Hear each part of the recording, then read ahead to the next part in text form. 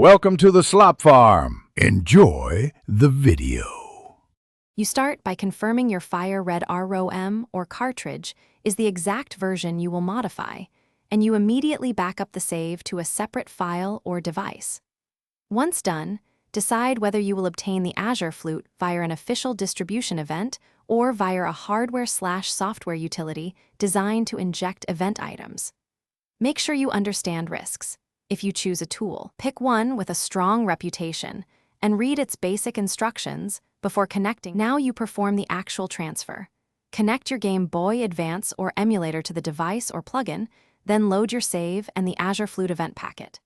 Follow the tool's step sequence to write the item into your save. Typically, you select the event, target your save slot, and execute the transfer.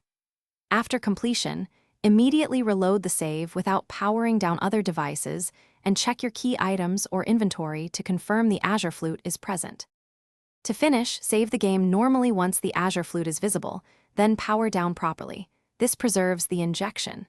If the flute does not appear, restore your backup and repeat the injection, trying alternate device drivers, versions, or an updated event packet. Make sure to double-check region compatibility and save format.